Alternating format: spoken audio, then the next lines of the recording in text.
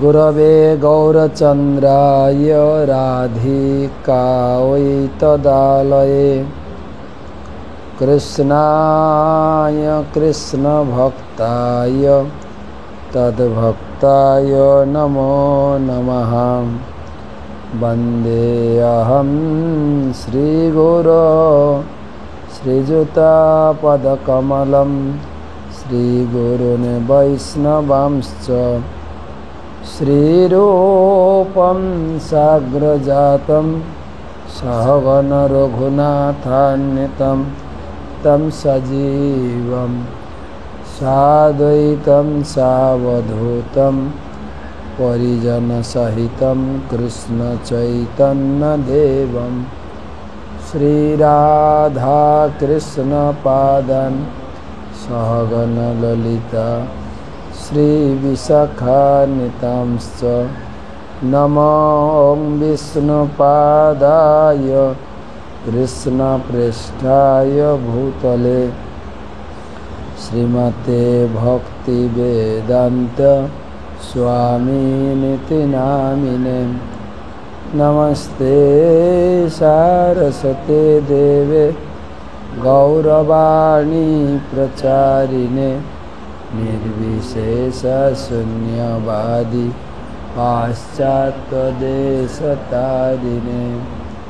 अनार्पितचरिं चिरात् करुणया अवतीर्णकलौ समर्पयितुमुन्नत उज्ज्वलरसं सभक्तिश्रियं हरिपुरटसुन्दरदुतिकदम्बसन्दीपितः सदा हृदयकन्दरे स्फुरतु वसचिनन्दन।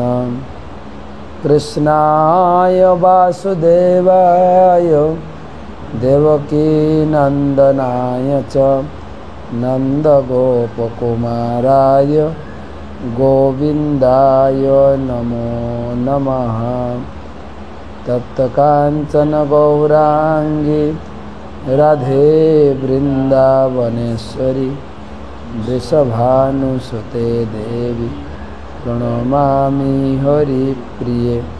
जय श्री कृष्ण चैतन्य प्रभु नित्यानंद श्री अद्वैत गदाधर श्रीवासादि श्री गौर भक्तबिंद। हरे कृष्णा कृष्णा कृष्णा हरे हरे, हरे राम राम राम हरे हरे। ओम नमो भगवते वासुदेवाय। ओम नमो भगवते वासुदेवाय। ओम नमो भगवते वासुदेवाय। नारायणं नमस्कृत्य नरं चैव नरोत्तमं देवीं सरस्वतीं व्यासं ततो जयं उदीरयेत्।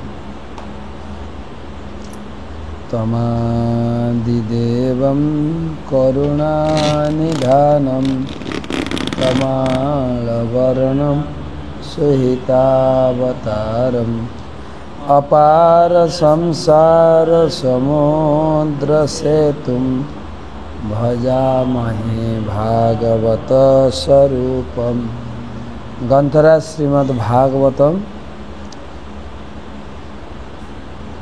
चतुर्थ स्कंधे 29 अध्याय आज के 60तम श्लोक থেকে আলোচনা। আমাদের 934তম ভাগবত রসমাধুরী সেমিনার। রাজা প্রাচীন বহির্ষদের প্রশ্নের উত্তর দিচ্ছেন নারদমুনি।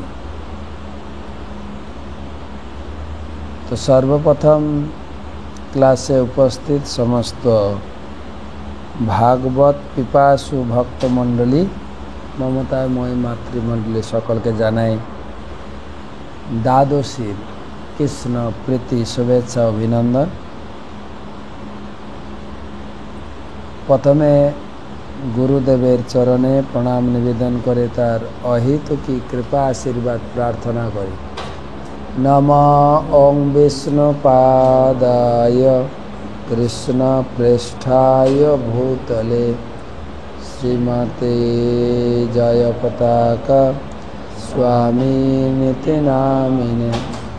নমঃ আচার্যপাদায় নিতাই কৃপা প্রদায়িনে গৌরকথা ধামদায় নগর গ্রাম তারিণে। ভাগবত মাহাত্ম্য দুর্লভৈব কথা লোকে শ্রীমদ্ ভাগবতদ্ভবম কোটি জন্ম সমুত্থেন পুণ্যেনৈবস্তু লভ্যতে।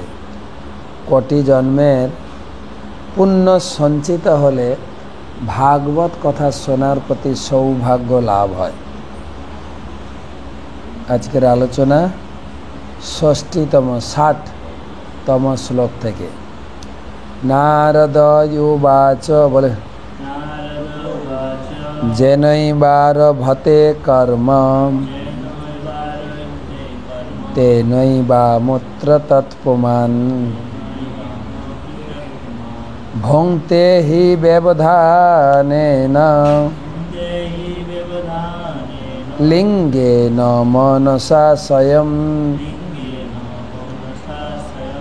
নারদ উবাচ যেনৈবারভতে কর্ম তেনৈবামুত্র তৎপুমাन् ভুঙ্ক্তে হি ব্যবধানেন লিঙ্গেন মনসা স্বয়ং। তো নারদ মুনি বলছেন, দেবশ্রী নারদ বললেন, জীব এই জীবনে স্থূল শরীরের মাধ্যমে কর্ম করে। এই স্থূল শরীর মন বুদ্ধি অহংকারের দ্বারা গঠিত সূক্ষ্ম দেহের দ্বারা কর্ম করতে বাধ্য হয়। স্থূল শরীরের বিনাশের পরে সূক্ষ্ম শরীর থাকে এবং তা সুখ ও দুঃখ ভোগ করে। এইভাবে কোনো পরিবর্তন হয় না। নারদ মুনির প্রতি প্রাচীন বহিষ্মান বা বহিষ্মিতের প্রশ্ন ছিল যে আপনি কি করে বলছেন যে এই জীবনে আমরা যা কর্ম করব পরে জীবনে ভোগ করতে হয়। আমরা জাগতিক উদাহরণ দিয়ে বুঝতে পারি যে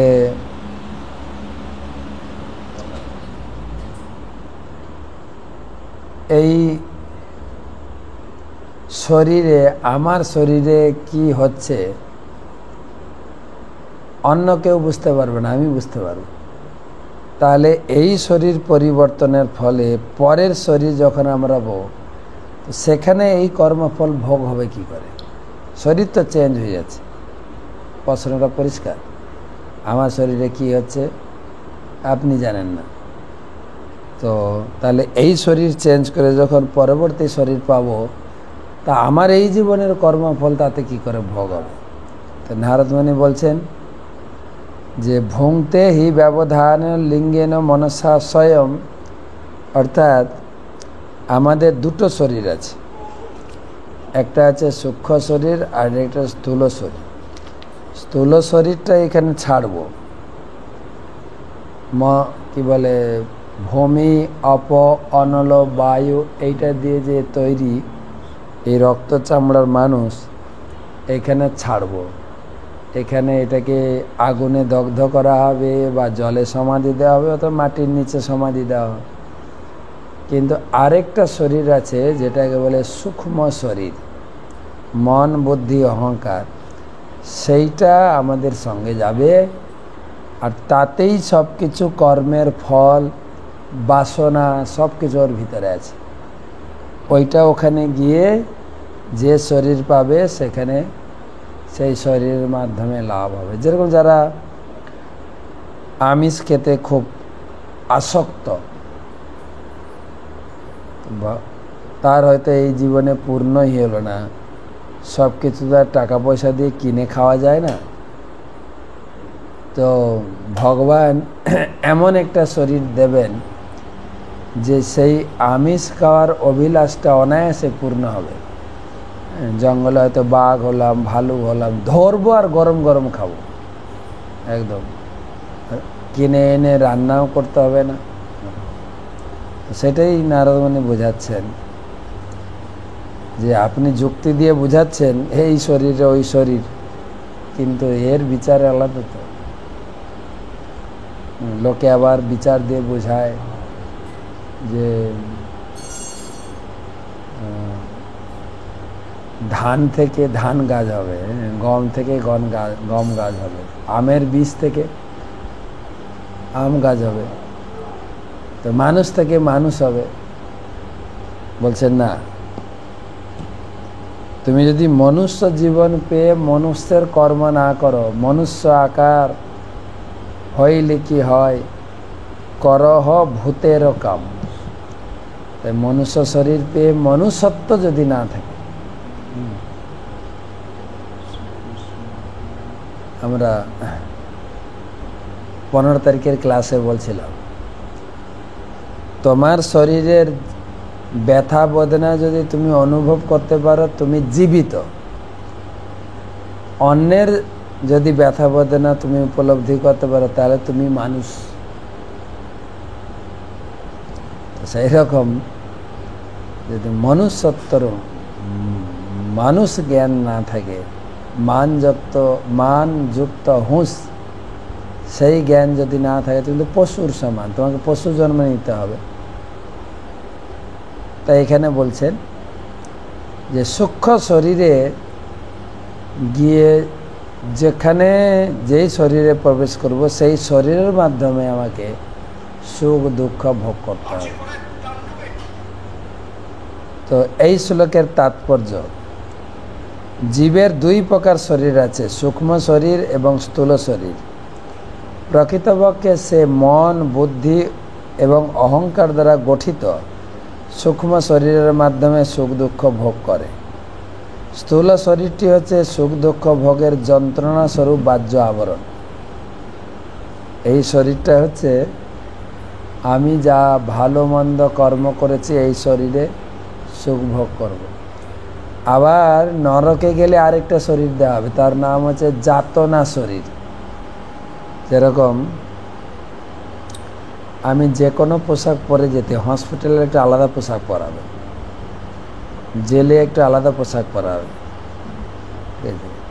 স্কুলে পড়তে যাবে কিন্তু আলাদা পোশাক পরতে হবে, সব আলাদা আলাদা ইউনিফর্ম আছে কিন্তু। তাই নরকে গেলে যাতনা শরীর দেওয়া হবে, মানে এমন পিটানো হবে, একদম গরম তেলে ভাজা হবে, শরীরটা কিন্তু মরবে না, কিন্তু শুধু যন্ত্রণা উপভোগ হবে। এটা হলো যাতনা শরীর। যেরকম হসপিটালে আমরা এই ধুতি পাঞ্জাবি পরে গেলে খুলে দেবে, কিন্তু কেন ওদের ছুঁচ পোড়ানো কাটাকাটিতে যাতে সুবিধা হবে সেই ড্রেস পরাইতে নাকি আমরা এইসব, এমনকি অনেক তুলসী মালাও খুলে টুলে দেয়, পয়তাও রাখে না, সব বাদ দিন। ঠিক সেই রকম যাতনা শরীর। তো দুটো শরীর, সূক্ষ্ম শরীর আর স্থূল শরীর। স্থূল শরীরটি সুখ দুঃখ ভোগের যন্ত্র স্বরূপ বাহ্য আবরণ। এই দেহের যখন বিনাশ হয়, অর্থাৎ মৃত্যু হয়, তখন সেই স্থূল শরীরের মূল কারণ মদ বুদ্ধি অহংকার তখনও থাকে, আর একটি স্থূল শরীর প্রদান করে। যদিও স্থূল শরীরের পরিবর্তন হয়, কিন্তু সেই স্থূল শরীরের মূল কারণ মন বুদ্ধি অহংকার দ্বারা রচিত সূক্ষ্ম শরীরের কোনো পরিবর্তন হয় না। সূক্ষ্ম শরীরের কার্যকলাপ সেগুলি পাপই হোক আর পুণ্যই হোক, পরবর্তী স্থূল শরীরে সুখ বা দুঃখ ভোগ করার জন্য আর একটি পরিবেশ সৃষ্টি করে। যারা আমরা চাকরি করি বা কাজ করি, সারা মাসে যা যা কাজ করি সেই অনুযায়ী আপনি বেতন পাবেন। তাই আমরা এই জীবনে পাপ করি, পুণ্য করি, ভগবানকে ভক্তি করি। ভক্তিটা পাপ পুণ্য থেকে আলাদা, পাপ থেকে তো আলাদাই, পুণ্য থেকেও আলাদা।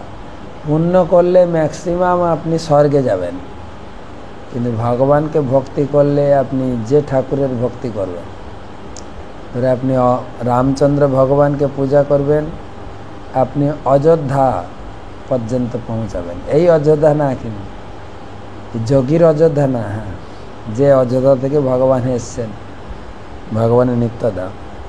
যদি নারায়ণের উপাসনা করেন তাহলে আপনি বৈকুণ্ঠে যাবেন। আর যদি ভগবান কৃষ্ণের, রাধা কৃষ্ণের উপাসনা করেন, গোলক বৃন্দাবনে যাবেন। যদি গৌর নিতাই উপাসনা করেন, শ্বেতদ্বীপে যাবেন। আলাদা আলাদা ডেস্টিনেশন, সবাই এক জায়গায় যাবে না।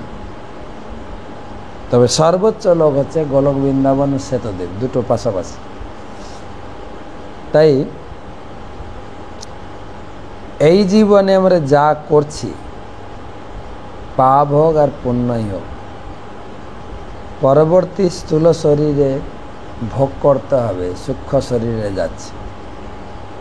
এইভাবে একের পর এক স্থূল দেহের পরিবর্তন হচ্ছে ও সূক্ষ্ম দেহ নিরবিচ্ছিন্নভাবে বর্তমান থাকে। সেই জন্য ভোগ করতে হবে। উত্তর সরাসরি নারদমুনি দিয়েছে, আপনি এড়িয়ে যেতে পারবেন না। কিন্তু যুক্তি দিয়ে, তর্ক দিয়ে, না এই জীবনটাতে, এই শরীরটাতে এখানে পড়ে থাকবে, এই শরীরে যা পাপ টাপ করেছে আমাকে কেন ভোগ করতে হবে? তখন উত্তর দিলেন, এই জীবনের এই শরীরের পাপ পুণ্য সূক্ষ্ম শরীরে জমা থাকে, সেটাই কিছু ভোগ হয় এই জীবনে, কিছু ভোগ হবে। যেরকম কিছু ভোগ হয় মানে আপনি কাউকে খুন করেছেন, কারো টাকা চুরি করেছেন, আপনার জেল জরিমানা হয়ে গেল, এই জীবনে কিছুটা ভোগ হলো। আরও কিছু থেকে যাচ্ছে, থেকে যাচ্ছে মানে নরকে গিয়ে পিটানো হবে, তাও থেকে যাচ্ছে, পরের জীবনে ভোগ হবে। তো লোকে এমনি বলে দেয়, ভোগীবাদী লোকেরা, যে মৃত্যুর পরে সব শেষ, কিন্তু শাস্ত্র বলছেন না। বা লোকে বলে না, খালি হাতে এসেছি খালি হাতে যাব, এই কথাটাও একদম ডাহা মিথ্যা কথা। ডাহা মিথ্যা, ডাহা মিথ্যা জানেন, মানে মিথ্যা যত ডাহা মিথ্যা। এসছি ভাগ্য নিয়ে, তাই আমাদের বিভিন্ন পরিবেশে, বিভিন্ন বাড়িতে জন্ম হয়েছে। সবার কেন রাজার ঘরে জন্ম হলো না? তারপরে জন্মালেও না, তারপরে জীবনে যা কিছু সুখ দুঃখ সব ভোগ হচ্ছে আমার ভাগ্যর জন্য। একই স্কুলে পড়ে সব বাচ্চারা একই রেজাল্ট করে না, আর একই রেজাল্ট নিয়ে সবাই একই রকম কাজ পায় না, সব আলাদা আলাদা। কেউ পড়াশোনা করেও ডিগ্রি লাভ করছে না, চাকরি পাচ্ছে না, কেউ পড়াশোনা না করেও পেয়ে যাচ্ছে। এটা ওটা ভাগ্যের ব্যাপার। আমাদের ইডি ধরছে, কিন্তু ভাগ্যের ব্যাপার। কয়দিন তো চাকরি করেছে না, টাকা পয়সাগুলো গেছে, কিন্তু কাজ তো পেয়েছে।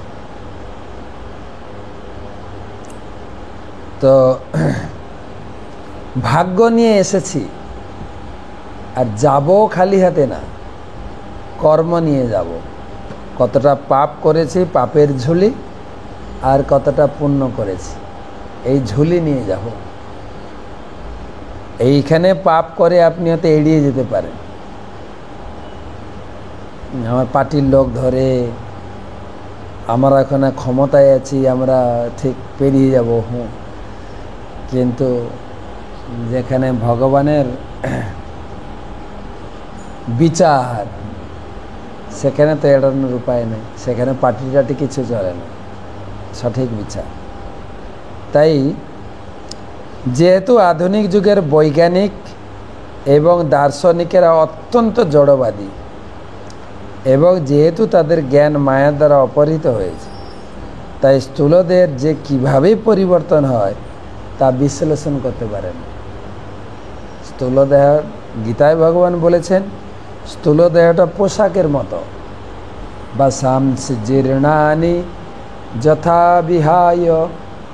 যেরকম বস্ত্র আমরা পরি, এই বস্ত্র ছিঁড়ে গেলে, পরার অযোগ্য হলে ফেলে দিয়ে নতুন বস্ত্র পরব, ঠিক সেরকম এই শরীরটাও ধীরে ধীরে বড় হচ্ছে, যুবক হচ্ছে, তারপরে বৃদ্ধ হবে, তারপরে আটকাতেও পারবো না, ভেলোর গেলেও আটকাতে পারবো না, এই শরীর ছাড়তে হবে। তখন আরেকটা শরীর পড়বে, আরেকটা শরীর। তো সেই জন্য একের পর এক কীভাবে যে পরিবর্তন হচ্ছে তার ব্যাখ্যা বড় বড় পণ্ডিত, দার্শনিক, বৈজ্ঞানিকরাও দিতে পারে না। তাই গীতায় বলেছে, মূঢ়া নানু পশ্যন্তি জ্ঞান চক্ষুষা। যারা জ্ঞানবান ব্যক্তি গীতা ভাগবতম পড়েন, আমাদের 3টা নেত্র আছে, আমাদের চোখ 2টো না 3টা? 2টো। আর আমার কিন্তু বইতে ছোটবেলায় পড়েছি, 1 চন্দ্র, 2 পক্ষ, তারপরে 3 নেত্র। তো 3টে চোখ কোথায় আমার? 2টো চোখ, আর একটা হচ্ছে জ্ঞান নেত্র, যেটা গুরুদেবের কৃপায় গীতা ভাগবতের জ্ঞান উপলব্ধি হয়। জ্ঞান, দেবদেবীদের চোখ দেখা যায়, দেখানো হয়। 3 নম্বর চোখ আছেন আমাদের জ্ঞান নেত্র। তো জ্ঞানের মাধ্যমে তারা উপলব্ধি করতে। জড়বাদী দার্শনিক ডারউইন স্থূলদেহের পরিবর্তন অধ্যয়নের চেষ্টা করেছেন, কিন্তু যেহেতু তার সূক্ষ্ম শরীর ও আত্মা সম্বন্ধে কোনো জ্ঞান নেই, তাই বিবর্তনের পন্থা স্পষ্টভাবে বিশ্লেষণ করতে পারেনি। স্পষ্টভাবে না। জীবের স্থূল শরীরের পরিবর্তন হলেও তার সূক্ষ্ম শরীর সক্রিয় থাকে। স্থূল শরীরের কার্যকলাপ মানুষ বুঝতে পারে না, তাই এক স্থূল শরীরের কার্যকলাপ অন্য এক স্থূল শরীরকে প্রভাবিত করে। ধরুন আপনি একটা ফাইল নিয়েছেন কার কাছ থেকে, কম্পিউটার থেকে বা মোবাইল থেকে, সেই ফাইলটায় যা আছে ওটাই দেখাবে। কিন্তু অর্থাৎ আমাদের এই শরীরের ফাইল হচ্ছে সূক্ষ্ম শরীর, এই শরীর থেকে বেরিয়ে গিয়ে আরেকটা শরীরে ঢুকবে, সেখানে সব কিছু বাসনা কামনা সব পূরণ হবে।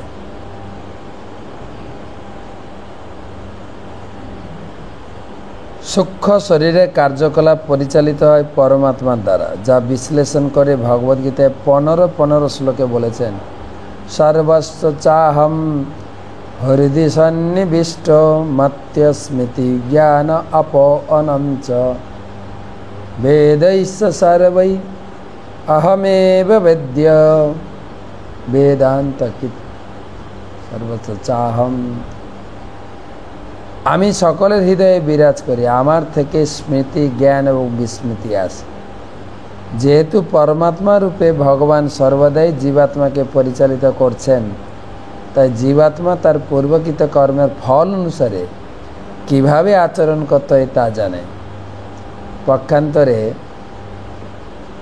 বলা যায় পরমাত্মা তাকে বিশেষভাবে আচরণ করার মনে করিয়ে দেয়। তাই আপাত দৃষ্টিতে স্থূল শরীরের পরিবর্তন হলেও জীবনের ধারাবাহিকতা চেঞ্জ হয় না। পরের শ্লোক। তাহলে উত্তর আমরা সরাসরি পেয়ে গেছি। কিন্তু যে প্রশ্নটা ছিল আমার শরীরে কি হচ্ছে অন্যরা উপলব্ধি করতে পারে না বা প্রভাবিত করে না, কিন্তু এই শরীরে পাপ করে পরবর্তী শরীরে কি করে ভোগ করতে হয় তার উত্তর দিয়েছেন।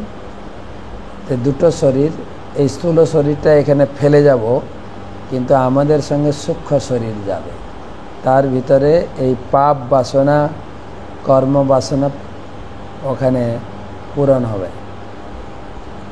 61তম শ্লোক 61। শয়ানমিমামোৎসৃজ্য শশন্ত্যং পুরুষ যথা কর্মাত্মন্যহিতং ভুঙ্ক্তে তাদৃশেনেতরেণ বা।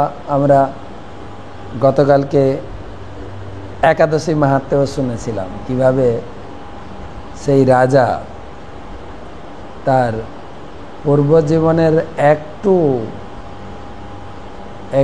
খারাপ আচরণের জন্য তাকে কিভাবে পরবর্তী জীবনে ভোগ করতে হয়েছে। এইটার সঙ্গে মিলে যাচ্ছে। তিনি অপুত্রক ছিলেন, তারপরে এই পবিত্র রূপণী একাদশী করে পুত্র লাভ করেছিলেন। তো তার মানে পূর্ব জীবনে কিছু কর্মকে কাটানো যেতে পারে, তার উপায় আছে কিন্তু। তার উপায় আছে, সব কিছুর একটা উপায় আছে। কর্মাণি নির্দহতি ভক্তি চ ভাজান, বেদে বলা হয়েছে ব্রহ্মসংহিতাতে। কেউ যদি তার জীবনকে ভগবানের চরণে ভক্তিতে কাজে লাগাতে পারে, তার পূর্বজন্মের কিছু ভাঁড়া, কিছু দুঃখ সে এড়াতে পারে। কেননা ভক্তির প্রথম লক্ষণ হচ্ছে ক্লেশ অগ্নি। জীবনে যা ক্লেশ বা দুঃখ ছিল ধীরে ধীরে কমবে ভক্তি করে। কিন্তু চ ভক্তি ভাজান, কেউ যদি ভক্তি করে, ভগবান বলেছেন তার সমস্ত কর্ম আমি তা মুক্ত করে দিই।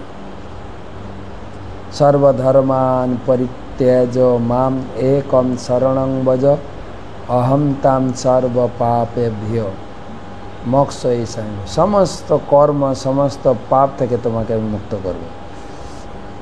তো 61 শ্লোকে শয়ানমিমুৎসৃজ্য সসন্ত্যং পুরুষো যথা কর্মাত্মন্যাহিতং ভুঙ্ক্তে তাদৃশেনেতরেণ বা। অনুবাদ: স্বপ্নাবস্থায় জীব তার প্রকৃত শরীর ত্যাগ করে, তার মন ও বুদ্ধির কার্যকলাপের দ্বারা সে একটি দেব শরীর অথবা পশুর শরীরে সক্রিয় হয়। ঠিক তেমনি স্থূল শরীর পরিত্যাগ করার পরে জীব এই লোকে বা অন্য লোকে তির্যক যোনিতে আদিপ্রাপ্ত হয়। এইভাবে তার পূর্ব জন্মের কর্মের ফল ভোগ করে। নারদমুনি আরও বলছেন, শয়ান মিমুৎসৃজ্য। কখনো আমরা ঘুমাতে ঘুমাতে স্বপ্ন দেখি আমি রাজা হয়ে গেছি, হ্যাঁ, আমি এখানকার অনেক বড় ধনী ব্যক্তি, মানে বর্তমান শরীর ভুলে ওই শরীরে আনন্দ করি স্বপ্নে। ঠিক সেই রকম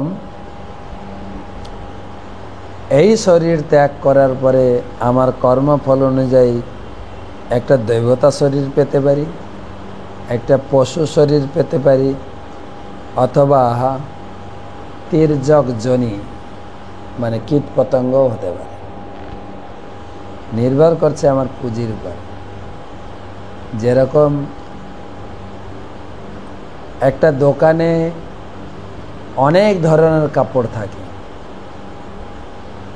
আমাদের প্রশ্ন হয় এত কাপড় থাকে কেন? মায়েরা শাড়ি পরবেন, একটা কোয়ালিটি শাড়ি হলেই হলো, পছন্দেরও ব্যাপার নেই, এত শাড়ি দেখানোরও ব্যাপার নেই, লোকে আসবে কিনে নিয়ে চলে যাবে। কিন্তু এত জিনিসপত্র দোকানে থাকে কেন? একই আইটেম অনেক রকমের আছে, শাড়ি অনেক রকমের, ধুতি অনেক রকমের, বা আমাদের মুদিখানার দোকানে যেগুলো সুপার মার্কেট, চাল কত রকমের চাল আছে। আপনি যদি কোল্ড ড্রিঙ্কস খান কত রকম আছে, রান্না করার তেল কিনবেন কত রকম তেল, একটা তেলই তো হতো না।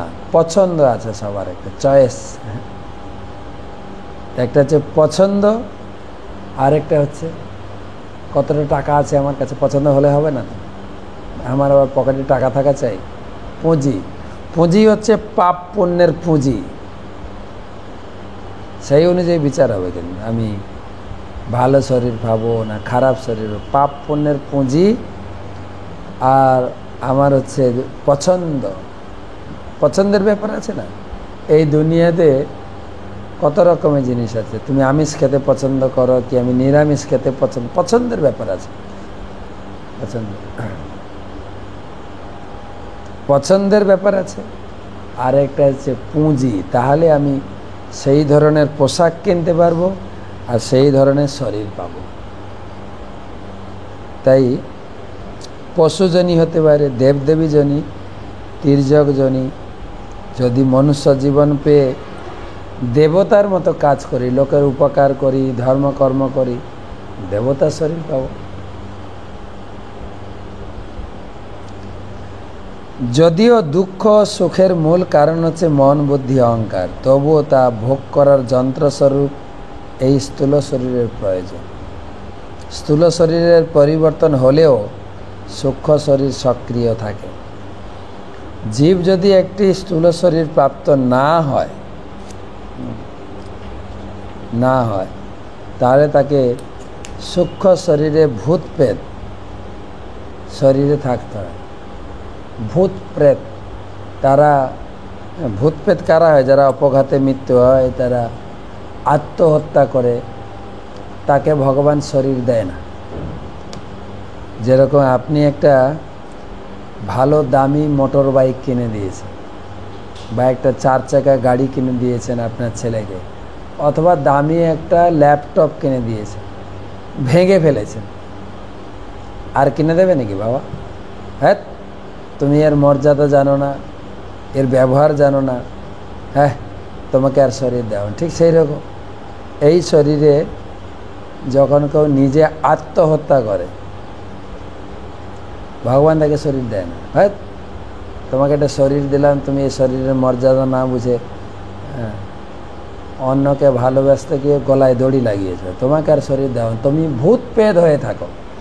ভূত প্রেত মানে আত্মা আছে, সূক্ষ্ম শরীর আছে, মন বুদ্ধি অহংকার, কিন্তু স্থূল শরীর নেই, কেউ দেখতে পাবে না। অনেক সময় হয় না, বাড়ির লোক মারা গিয়ে ভূত প্রেত হয়ে বাড়িতে ভয় দেখায়, চি চি চি করে, আমাকে উদ্ধার করো। তো সেটা যে ভূত প্রেতের শরীর লাভ করে। স্থূল শরীরের সহায়তা ব্যতীত সূক্ষ্ম শরীর যখন সক্রিয় হয়, তখন জীব ভূত বা প্রেতে পরিণত হয়। সেই কথা এই শ্লোকে বলা হয়েছে, শয়ান মিমামুৎসৃজ্য সসন্তম। স্থূল শরীরে শয্যার নিষ্ক্রিয় অবস্থায় শায়িত থাকতে পারে এবং স্থূল শরীরে যান্ত্রিক কার্যকলাপ চলতে থাকলেও জীব স্থূল শরীর ত্যাগ করে স্বপ্নে বিচরণ করতে পারে এবং পুনরায় সে স্থূল শরীরে ফিরে আসে। সে সূক্ষ্ম যখন স্থূল শরীরে ফিরে আসে, তখন সে স্বপ্নের কথা ভুলে যায়। তেমনি জীব যখন আরেকটি স্থূল শরীর গ্রহণ করে, তখন তার পূর্ববর্তী স্থূল শরীর কথা ভুলে যায়। কিন্তু মন বুদ্ধি অহংকার দ্বারা রচিত সূক্ষ্ম শরীর তার বাসনা আকাঙ্ক্ষা দিয়ে একটি পরিবেশ তৈরি করে, যে পরিবেশে সূক্ষ্ম শরীর সুখ উপভোগ করতে পারে। পরিবেশ না, আমার কোন পরিবেশে জন্ম হবে, আমার কি আদিবাসী জঙ্গলে জন্ম হবে নাকি শহরে জন্ম হবে, একটা পরিবেশ লাগবে তো ভোগ করার। পরিবেশ তৈরি করে সূক্ষ্ম শরীর। প্রকৃতপক্ষে জীবের স্থূল দেহের পরিবর্তন হলেও এবং বিভিন্ন লোকে বিভিন্ন প্রকার স্থূল দেহে বাস করলেও জীব তার সূক্ষ্ম দেহে থাকে। সূক্ষ্ম দেহে জীবের সমস্ত প্রকার কার্যকলাপকে বলা হয় মাইক, কারণ তা নিত্য নয়। মুক্তির অর্থ হচ্ছে সূক্ষ্ম শরীরের বন্ধন থেকে নিষ্কৃতি লাভ করা। মুক্তি মানে হচ্ছে এই শরীর জড় বন্ধন থেকে মুক্ত হয়। সূক্ষ্ম দেহে দেহ থেকে মুক্ত হলেও আত্মা একটি স্থূল শরীর অন্য একটি স্থূল শরীরে স্থানান্তরিত হয়। মন যখন কৃষ্ণ ভক্তির শিক্ষা লাভ করে অথবা সত্যগুণে উচ্চতর চেতনায় অধিষ্ঠিত হয়, তখন সে উচ্চতর স্বর্গলোক অথবা চিৎ জগতে বৈকুণ্ঠ লোকে স্থানান্তরিত হয়। তাই পরম্পরার মাধ্যমে ভগবত প্রদত্ত বৈদিক জ্ঞানের অনুশীলনের দ্বারা চেতনার পরিবর্তন সাধন করতে হয়। আমরা যদি এই জীবনে নিরন্তর শ্রীকৃষ্ণের চিন্তা করি, চিন্তা করার মাধ্যমে আমাদের সূক্ষ্ম শরীরকে শিক্ষিত করি মানে মনকে কৃষ্ণ ভাবনায় ভাবিত করতে হবে, তাহলে আমরা সূক্ষ্ম শরীর ত্যাগ করার পর কৃষ্ণলোকে স্থানান্তরিত হব। সেই কথা ভগবান প্রতিপন্ন করেছেন, জন্ম কর্ম চমে দিব্যম এবং যো ব্যক্তি তত্ত্বতঃ ত্যক্ত্বা দেহম পুনর্জন্ম নৈতি মামেতি সহ অর্জুন। হে অর্জুন, যিনি আমার আবির্ভাব কার্যকলাপ দিব্য বলে জানেন, তাকে আর দেহত্যাগ করার পর এই জড় জগতে জন্মগ্রহণ করতে হবে না।